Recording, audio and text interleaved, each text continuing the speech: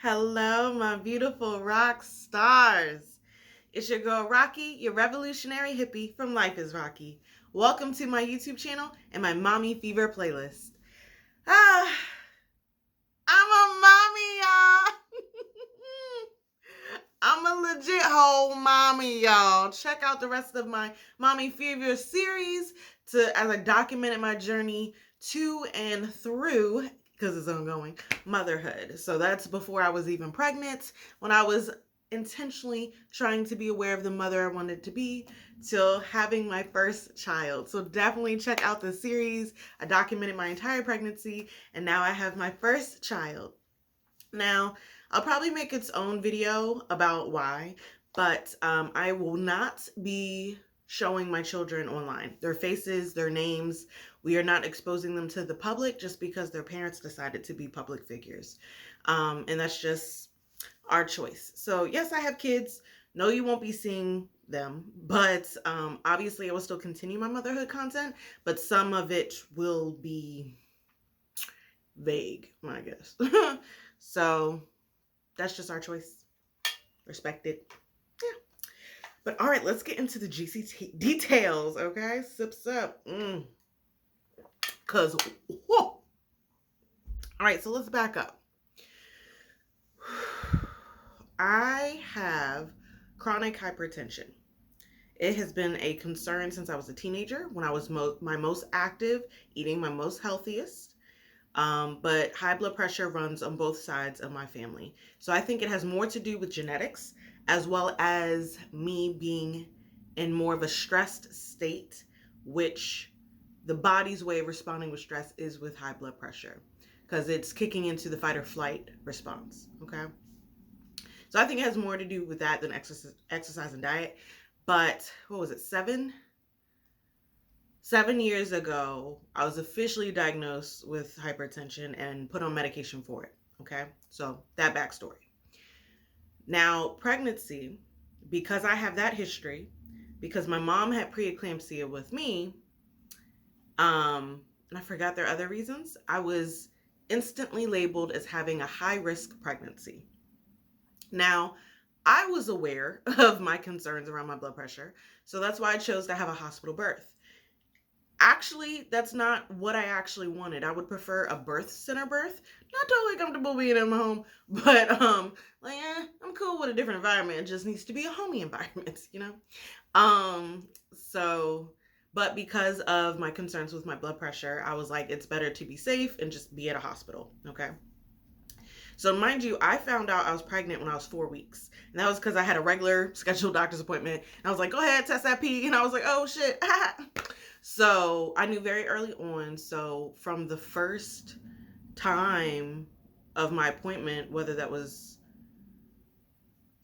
it might have been 12 or 14 weeks for my first prenatal. But from that point on, I was labeled as having a high-risk pregnancy, to which in point, my OB from the beginning wanted me to have a scheduled induction.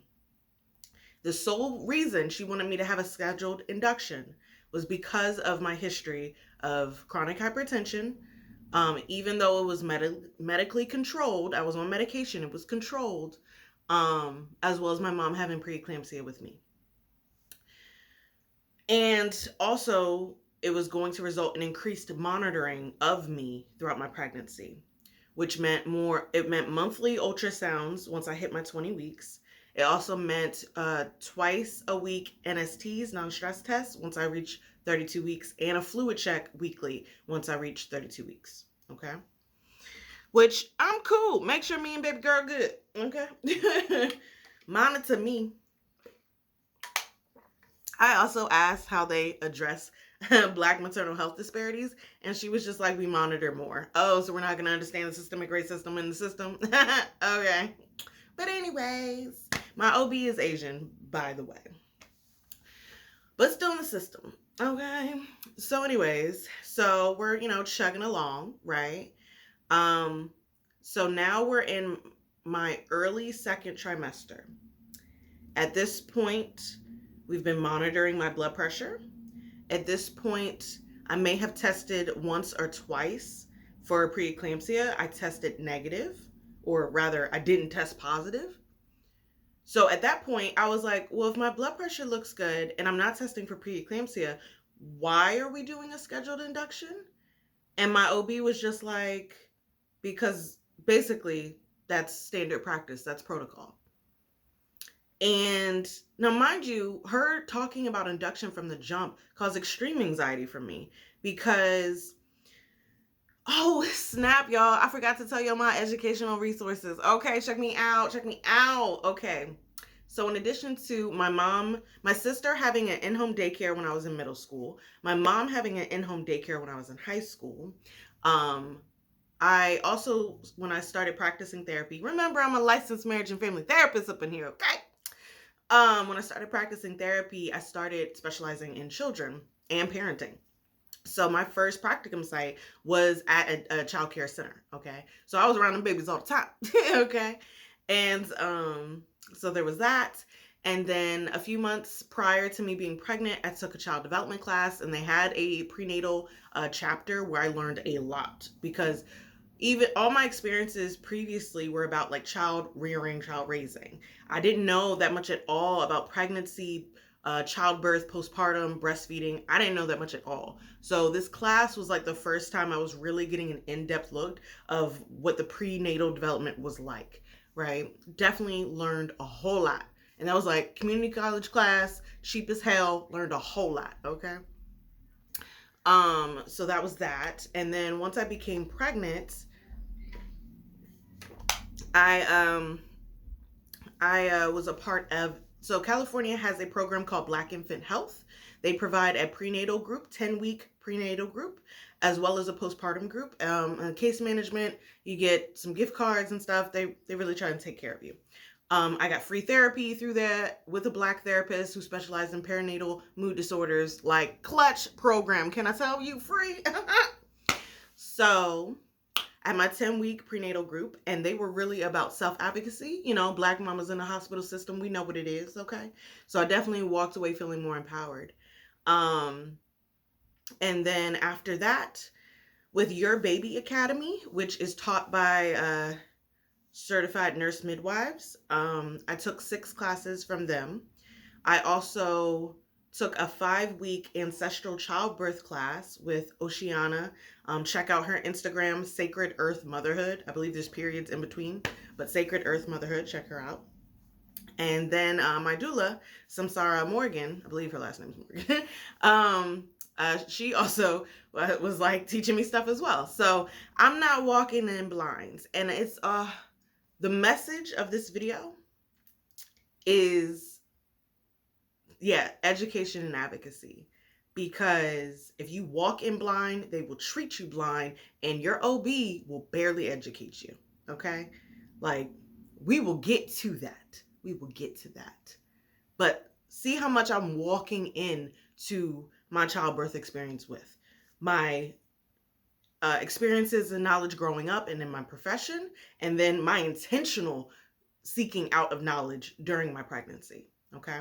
I'm not boo-boo the fool, okay? All right, so when my OB initially talked about induction, it caused hella anxiety because, one, induction, specifically with the use of Pitocin, increases the frequency and intensity of your contractions, which could lead to a cascade of interventions, right? So I'm freaking out because she's talking about induction from point blank, right? So by that early second trimester where I'm not testing for stuff, I was like, wait, so why are we doing this if I'm not showing that it's going to be a problem? And she, again, standard protocol. And I was like, you know what? Instead of freaking out about this, I'm just going to be present in my pregnancy. We're going to continue monitoring my blood pressure. I'm fine with taking more tests for preeclampsia. We're going to monitor baby girl. We're just going to see. We're going to do these fluid checks. We're going to do these twice a week NSTs. We're going to do all of it to monitor and be present in my pregnancy. And that's what I decided. And it relieved a lot of the anxiety because I didn't have to decide what I was going to do. Okay. But by the end of that second trimester, I was like, I've decided, because I was still looking good. So I was like, yeah, nah, we're not doing the scheduled induction.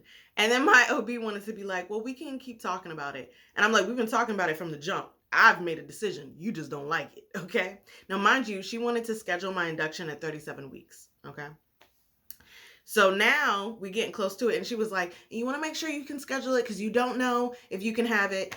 Like if someone will be available, but if it's an emergency, you're going to get induced anyway, right? So emergency inductions, okay, but scheduled inductions, we need to make sure you can be seen. Questionable, highly suspect, okay? Let me take a drink for that. So yeah, I was like, definitively, no, we're not doing the scheduled induction. And my OB was like, well, what is your end point? And I was like, what you mean? When do I want my baby to come? You mean when she comes? You mean like I'm a female and female species on earth are made to birth babies, especially mammals? Like we don't need you? This is an added bonus? What? Like the fact that they had normalized artificial childbirth was bewildering. But that is a whole other video. Good God, Jesus, I tell you. And then she wanted to throw out a big baby, talking about, well, what if you have a big baby? Why are we throwing out what ifs? What's the actual, be present in my motherfucking pregnancy? What's the actual evidence, okay? The evidence is, baby girl so far is not measuring big. Evidence is, I don't have a genetic history or family history of having big babies in my family. Evidence is, we will see when she comes. I'm not even 40 weeks yet. Can we get there? Goodness. And so then, so yeah, I declined the scheduled induction. And of course, do you understand the risk and all that? Yes, I accept the risk. Now, mind you, my husband and I are both licensed marriage and family therapists. While losing our daughter is definitely not what we want, you know, but if that were to happen, we have the tools and the emotional processes to deal with it, right? It's not what we want, but we're also not going to walk in with that intention. We're not going to walk in with that fear. No, we're walking in hope, okay? Hope, keep hope alive, you know? Like, nah, that's not how we're approaching my childbirth experience, okay? With the what ifs and the fear-based mentality that they try to push on people. Goodness. What's wrong with these doctors? So then, so now, let's see. And you know what I figured out? Why my OB was pushing for that scheduled induction so much? Because she was out of town. She wanted that money. Don't let the system fool you, y'all. All right, so, and I'm going to come back to how I knew that. Well, no, I'll tell you now. Because I had to schedule those twice a week NSTs, I called and my normal NSTs were with her. Oh, she's out of town this week. I see. You want the money? And you ain't gonna be here. Oh, don't got shit to do with me. Okay, anyways. So, let's see. So, no to the scheduled induction. I'm in my NSTs, okay? So now I'm 39 weeks and 5 days. I go to my regular NST appointment. I'm sitting in that chair. Now, mind you, I had been having Braxton Hicks while I was having these NSTs. So I was aware of what Braxton Hicks, so NSTs, they monitor the baby's heart rate and your contractions, right? And then for the baby's heart rate, they want to establish a baseline, and then they want 2 accelerations of 15 beats per minute higher than the baseline, and then come back down to the baseline. Okay.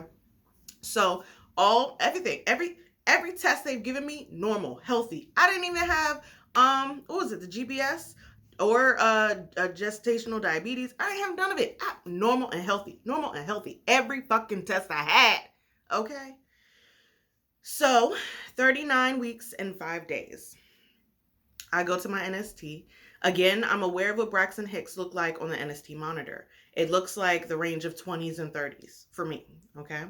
But this particular day, I had a contraction. I was like, that felt a little different. Looked over to the monitor. It's in the range of the 50s. I was like, what's happening? Then I had another contraction that felt a little different. I was like, let me look at the monitor. It was in the range of the 60s. And I was like, am I going into labor? What's happening? So I'm texting my husband because he wasn't allowed to be back there with me. I'm like, we might be going into the labor. Woohoo! All right. So then after my NST, I had, my regular fluid check. Now, mind you, they're weekly. So the week before, totally normal. This particular week, my fluid, meaning amniotic fluid, was severely low. So the doctor was highly concerned, to the point he wanted me to immediately go to labor and delivery. Don't go home. Don't get your stuff. Immediately go over there. And it's a possible C-section. So I'm like, okay. So we go out. We leave the appointment. I immediately call my doula. Now, mind you, my doula was against this hospital from the jump. Okay. Like when I was just consultation calls, she was against this hospital. She was like, change your hospital. But the reason I chose this hospital, honestly, had to do with the nature environment. Every other hospital was in the city. And I don't like the city. I like nature. And this hospital that I chose was in the suburbs. So it was a beautiful ride out there. And I'll tell you more about once we get into the hospital, what that was like. But yeah, there was a lot of trees and it was nice and peaceful. So even though they had all their shit, I didn't want to be in the city. And that's really what it boiled down to. I mean, insurance definitely played a part, but of what is within my control, it was that. It was a nice environment to be around if I'm going to give birth in a hospital, So that being said, so I called my doula, like, yo, this is what's going on. And so she just kept repeating the baby's heart rate was fine. It was the normal baseline, which was true. Then I was having contractions. That was happening, right? And so when they saw that I had severely low fluid, they were like, did your water break and you not know it? And I was like, not to my knowledge, because with water breaking, it's not like the movies. It's more like you pee and you can't control it, which post-delivery, Jesus, I had no control over my bladder. It was coming. It's coming. So that it wasn't like that. I didn't notice a mucus plug. None of that had happened. So I was like, no, I don't know.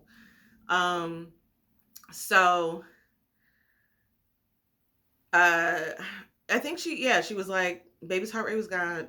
And so my doula also told me that one of the doctor's concerns was that she was low activity. Okay. She wasn't her usual active self. And then during the NST, she was asleep for all of it. They did have to buzz her. So it's like a little flashlight and it buzzes and makes a loud noise to kind of wake up the baby. And they did see the 2 accelerations after that, but they did an ultrasound. She wasn't her normal active self. But my doula was saying that babies aren't really active when you're about to go into labor because they're trying to conserve energy, which made sense to me because I was also napping a lot, right? I'm trying to conserve energy. We both trying to make it out of here, right? Get your rest. So the doctor's concern with the low activity wasn't really a concern of mine. So low active, that's a sign of labor. Baby's heart rate is fine. And then I'm having contractions. So my husband and I decided that I would go home and I would see if my contractions would progress. If they did, great, I'm in labor. If they didn't, I would go to the hospital anyway. Okay. So I went home and guess what, boo? They increased in frequency and intensity. Okay. I am now in labor. Okay. 39 weeks, 5 days. That's when she decided to begin her debut. OB, talking about what's your endpoint. When she decides to come, when she is ready, not on your timeline. Thank you. And meanwhile, most women not only reach 40 weeks, but go past it to 41, 42. Like that's the most common, but we're not going to get into how that calculator is bullshit. So let's stay on topic, shall we? So anyways,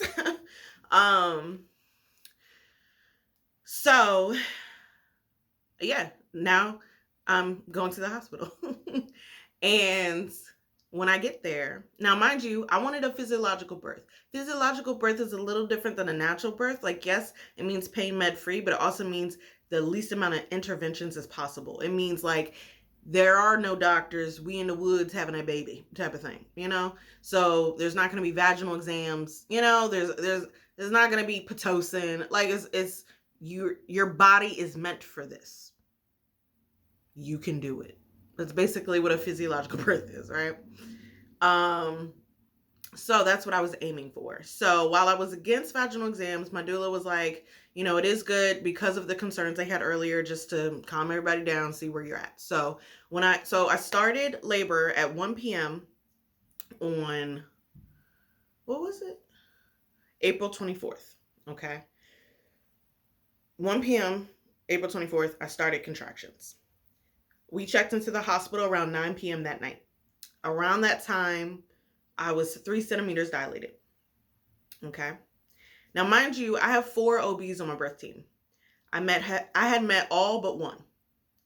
Of course, this is the one that's on call.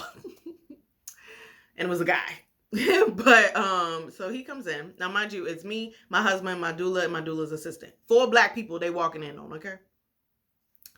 So he walks in, and obviously he's talking about the concerns from the doctor from my earlier appointment, and is talking about C-section. But now I'm like, I'm here in the hospital. I'm in labor. I'm dilated. Baby's heart rate is good. My blood pressure is good. What are we talking about? And the fear-based tactics that he used, let me tell y'all, if I couldn't read through that bullshit, this is how they get black women. This is how it happens. They use fear, not evidence. Because that evidence is highly suspect anyway, but that's a different video. He was like, basically, if I didn't get that C-section, the results would be catastrophic. Catastrophic. But I'm not going to linger on that too long. Like the theatrics he played on the loss of my baby to coerce me into getting a C-section. Disgusting.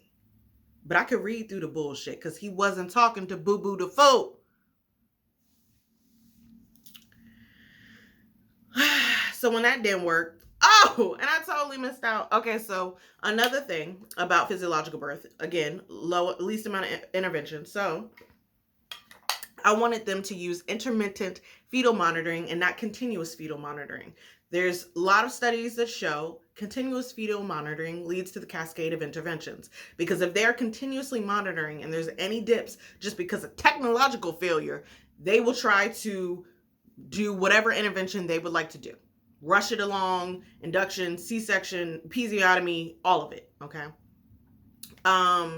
So I was like, we're not doing continuous up in here. Also, I don't want to be strapped down. I believe in upright birth positions because gravity works, y'all. Gravity works. You understand why we having issues? Because we're on our back. On our back is not for us. That's for the doctors. And there's a whole history there that I'm not going to get into. But it's not for us. We need gravity, okay? When I watched Roots, Cicely Tyson was standing up hugging a tree pole, okay? We need to be upright. That's how our baby descends, okay? Anyways, I was like, I'm not going to be strapped down. Now, so I was like, intermittent. It's either the Doppler or like the NST method where it's like, we'll measure you for 20 minutes type of thing. So I was like, let's go for the Doppler for 200 Alex because that's what they use at home births. This bitch, the nurse, wanted to come in with the Doppler and be like, boop, boop, boop, boop, boop, boop, boop. Not staying long enough to actually find the baby's heart, right? So when she walked out, my doula was like, you're supposed to put gel on the Doppler. She didn't. And she was like, that's malpractice right there. And it had been so long because I had been getting NSTs that I forgot. My OB did use a Doppler on me, but I forgot, right? So I wouldn't have known if my doula didn't say. So then the nurse come back in like, oh, I thought, some of these new ones are able to. So then after she still couldn't find the baby's heart rate with the Doppler, I was like, you know what? Fuck it. Go ahead. Use the NST monitors that I'm used to, but you're not strapping me down. You can hold it right there, measure it for a minute or two. What she did, she found the baby's heart rate. Heart rate was fine. That was the first night I was there. So then after I'm declining the C-section, the same doctor comes back in, is like, okay, fear, loss of life ain't doing it. Now let's talk about the possible neurological disorders that could happen from me declining this C-section. I was like, y'all really laying on this fear-based mentality thick. First of all, if something were to happen to my baby, I would deal with it then. Again, we're operating off of fear. We're operating off of what ifs. You're operating as if, like, I'm not going to love and take care of my baby if there's something ends up happening. Bruh.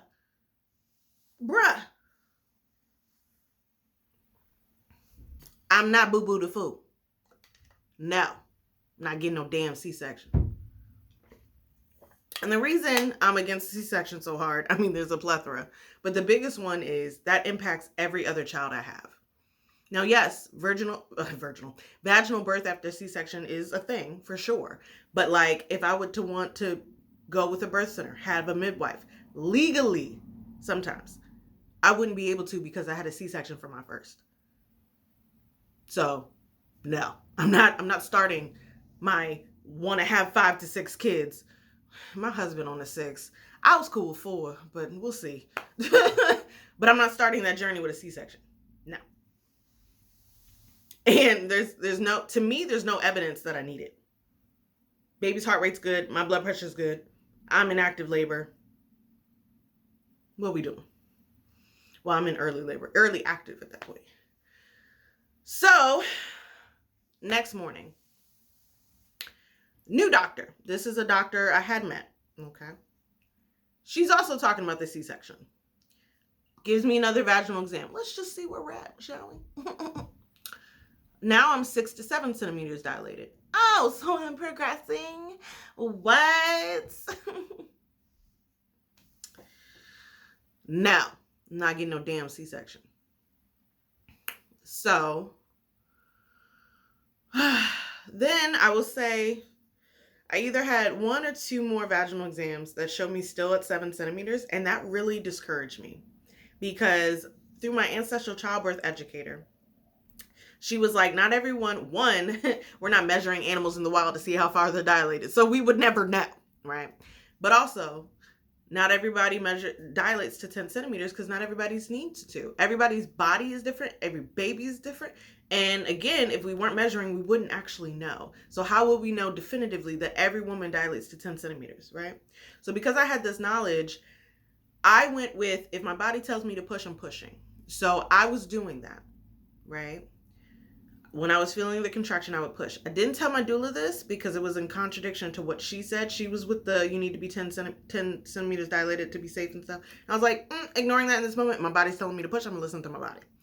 But after that, pushing, I think I still measured at 7 centimeters dilated, and I got really discouraged. And like, my whole energy dropped. Now, let me tell you where I was before this. That first night I checked in, apparently I was nosy and so good. Check out my short about what I made a long form video, what's in my hospital bag. So check that out, what I brought to my hospital bag. I'm going to do an update for what I actually used. So check that out. But just to tell you real quick, I had a pillow and a blanket. I had 2 pillows and a blanket. So I was all snug as a bug in a rug.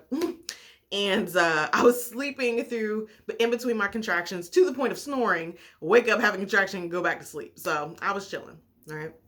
So, and then the next day, I had created a fire labor playlist that went perfectly with my actual labor. So I started off like meditative, calm, and then we got into some affirmational music. Check out My Energy is Infinite. That shit was my song. Might have been playing when I was actually pushing. I can't really remember, but it was a song that was My energy is infinite. Yes. Okay.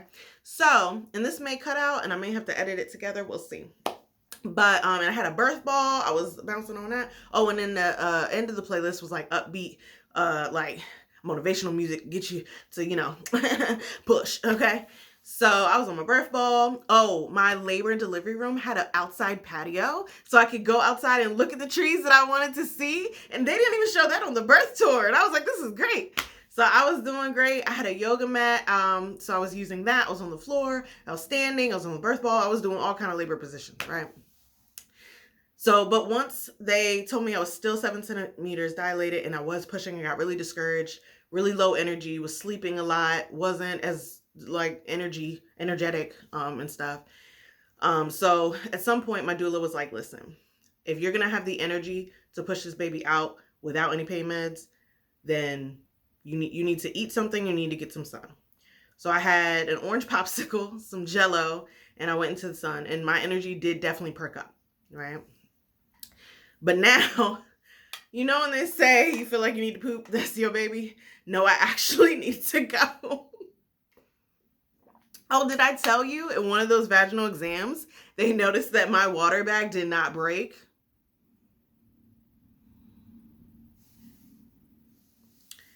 Anyways, but apparently either that or something else, some other bag, something was happening that because it hadn't broken, that's what was like delaying my progress. That's why I kept measuring at 7 centimeters. Even though, did I need to make it to 10?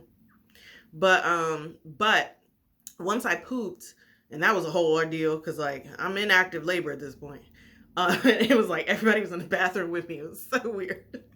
But my husband and I have crossed a new line in our relationship, and I did not think we would get there that soon. Oh my Lord. But anyways, so then once I pooped, the nurse was like, "That's the baby's head. We need to get you off this toilet." So I'm like struggling to get back to the bed because I'm pushing. She's coming, right? So then I get on all fours with my butt to the wind, right? And then the one OB who I met but did not like. She was very short, not personable. Like I just did not like her energy, her vibe. I didn't like her. She was the one, of course, to be in the room while I delivered my baby. Know who this is, okay? But I didn't even see her face. I was pushing. I wasn't worried about nobody else. And it was a whole team. The pediatricians, the nurses, everybody and their mama wanted to show up. Like, hello, star of the show. I mean, Jesus. But I wasn't focused on nobody. I was focusing on birthing my baby. And my husband, he was so great. My husband has magic hands, y'all. And he was giving me that pain relief of that back.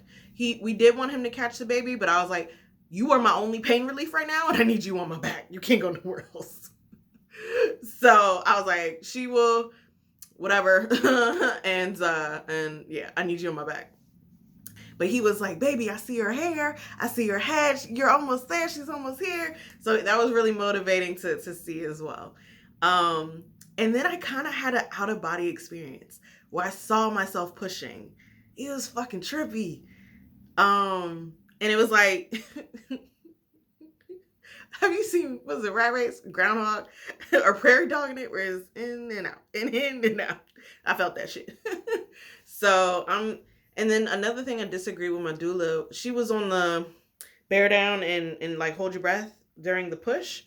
I don't agree with that because every other contraction, I'm breathing it out. So I didn't agree with that. Again, my ancestral childbirth educator was like, you know, you can roar it out. So I was embracing the warrior spirit, y'all. So I was like, you know, I was embracing my warrior in me. Okay. If you haven't already noticed, I was doing that the entire pregnancy.